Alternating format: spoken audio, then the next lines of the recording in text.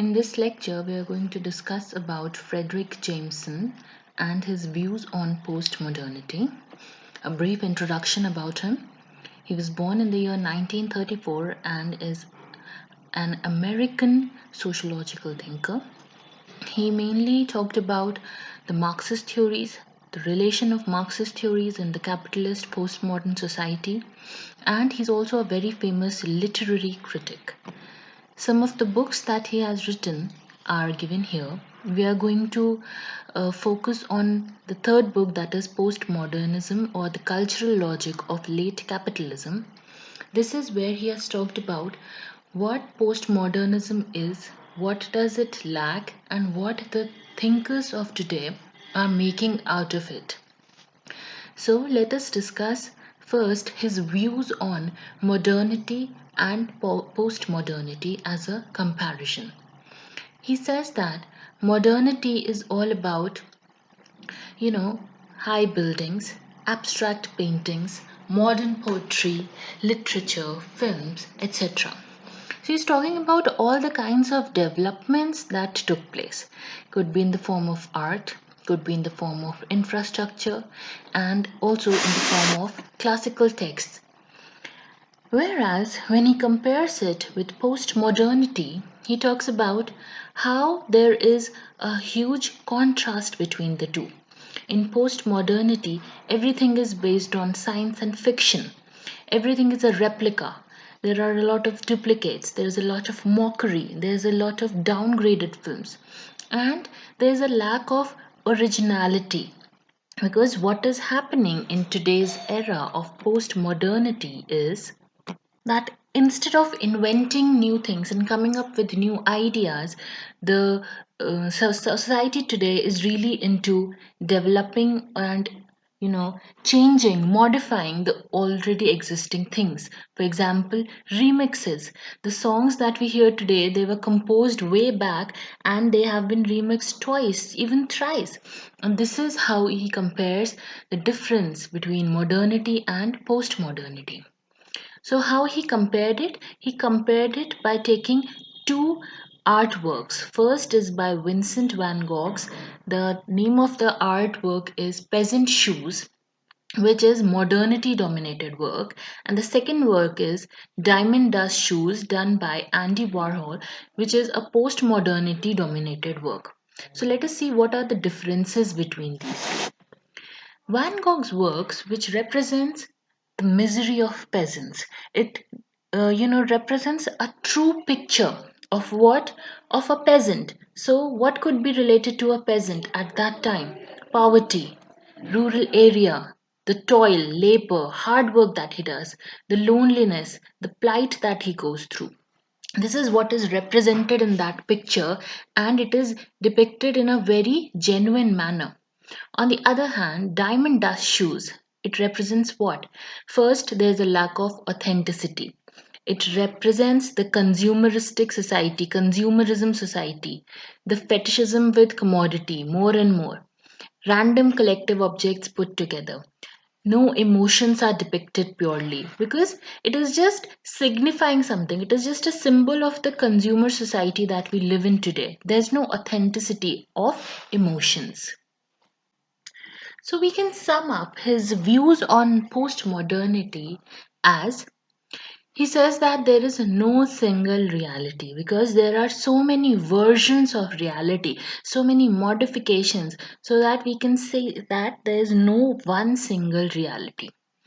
The realities which exist in the postmodern society, they are contrasting of each other, right? Because everything is presented in a way which makes us doubt whether it is true or not. The kind of movies that we see, they are not real. The stories, the kind of actors, they make us look at actors in a very different way. They do not look like humans, they look like a flawless robot, perhaps, who knows how to talk, how to even blink their eyes. So the reality is very contrasting. We do not know what to believe in. The concepts are totalized. People do not want to understand the nuances today. We are so busy in our lives. Who has the time to understand these things? Even you can take an example of talking to someone, they would just tell you, come to the point. Just tell what you are trying to say. Do not make me understand all of this. Give me a quick fix. So the concepts are totalized in a way that people do not understand the little nuances. Fragments are accepted. People will just believe the fragments that they are seeing. It is also true in terms of the gossip that we hear, the rumors that we hear. They will just accept it. They will not try to probe into it. And this is why, because he says that there is a lack of our own authentic self. When you are not your own true self, would you like to know about someone and their own genuine nature? Would you have time for that? No, because you do not even understand your own self. You are someone who adheres to the structure, to the wants, and to the demands of the society. You are not your own true self. This is also because of the lack of historical continuity. When there's a lack of historical continuity, people begin to abandon historical memories and they get away from their own roots as well. He has further argued that there is a loss of our connection with our own history, a cultural form associated with the new stage of mode of production. So we know that the mode of production has evolved from tribal to ancient communal, feudal, capitalist. We have studied this in Marxism. And they imagined that there will be a time where there will be a communist stage, which was a utopia because it cannot happen. So, in this capitalist mode of production, Jameson has said that it consists of two elements. One is the market capital or industrialization, and the second one is monopoly or imperialism. When they both combine together, they come up with something like cultural capitalism. So what does this cultural capitalism does? It gives birth to postmodern society as a cultural capital or late capitalism, which is a consumer based society. The features, other features are globalization, high and advanced science and technology, historical deafness, and lack of emotions. This is what he says that this is what is postmodernity as cultural capital. But it is not always the case. There are a lot of things which are also, in kinds of nature which have helped the society or the humankind to evolve also. This is one dimension of what we studied about post-modernity, but it is not always the case.